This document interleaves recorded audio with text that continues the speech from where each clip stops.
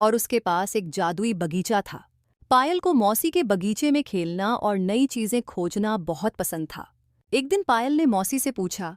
मौसी ने मुस्कुराते हुए कहा, यह बगीचा जादुई है पायल। यहाँ हर पेड़ पौधा और फूल में जादू है। अगर तुम इस बगीचे का ध्यान रखोगी तो ये तुम्हें अद्भुत चीजें दिखाएगा। पायल बहुत खुश हो गई और उसने मौसी के बगीचे का ध्यान रखने का निश्चय किया। उसने हर दिन पौधों को पानी दिया। जब पायल बगीचे में खेल रही थी, उसने देखा कि एक छोटा सा पौधा अचानक बड़ा हो गया और उसमें सुंदर फूल खिल गए। पायल ने मौसी से पूछा, मौसी, ये कैसे हुआ? ये तुम्हारी मेहनत और प्यार का परिणाम है पायल। इस बगीचे में जो भी सच्चे दिल से काम करेगा उसे जादुई चीजें देखने को मिलेंगी। पायल ने बगीचे में और भी चीजें देखनी शुरू की। उसने देखा कि एक फूल में एक छोटा सा परी कथा का पात्र बैठा है और उससे कहानियां सुना रहा है। पायल ने उस पात्र से पूछा, तुम कौन हो? वह पात्र हंसते हुए बोला, मैं एक जादुई परी हूं। इस बगीचे में हर फूल की अपनी एक कहानी है।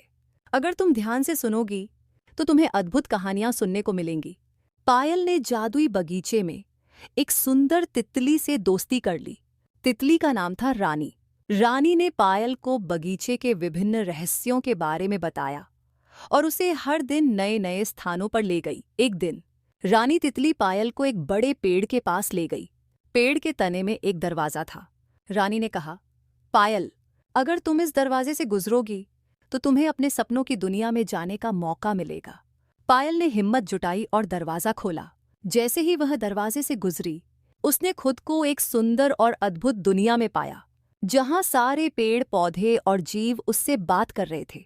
सपनों की इस दुनिया में पायल ने कई रोमांचक साहसिक कार्य किए। उसने एक जादुई नदी पार की जिसमें रंग बिरंगे मछलियां तैर रही थीं। उसने एक जादुई पर्वत चढ़ा जिसके ऊपर उसे एक महान जादूगर मिला। जादूगर ने उसे बताया कि यह दुनिया हर उस बच्चे के लिए है जो सच्चे दिल से बगीचे का ध्यान रखता है और उसकी देखभाल करता है। पायल ने अपने सपनों की दुनिया में कई दिनों तक यात्रा की और नई नई चीजें सीखी। अंत में उसे वापस मौसी के बगीचे में लौटना पड़ा। पायल ने मौसी को अपनी अद्भुत यात्रा के बारे में बताया और कहा, मौसी, अब मैं और भी मेहनत से इस बगीचे का ध्यान रखूंगी और इसे और भी सुंदर बनाऊंगी। मौसी ने उसे गले लगाया और कहा, पायल, तुम्हारे जैसा प्यारा और मेहनती बच्चा इस बगीचे के लिए वरदान है। तुम्हारी मेहनत और प्यार से यह बगीचा हमेशा जीवंत रहेगा। पायल ने इस जादुई बगीचे की देखभाल में अपना दिल और जान लगा दी। उसने सीखा कि सच्चे दिल से किया गया काम हमेशा फलदायी होता है और मेहनत का कोई विकल्प नहीं होता। उसकी इस कहानी ने गांव के सभी बच्चों को प्रेरित किया और वे भी अपने अपने बगीचों का ध्यान रखने लगे। इस कहानी से बच्चों को यह सीख मिलती है कि मेहनत, प्यार और सच्चे दिल से किया गया काम हमेशा अद्भुत परिणाम लाता है। हमें अपने काम को पूरी निष्ठा और समर्पण के साथ करना चाहिए।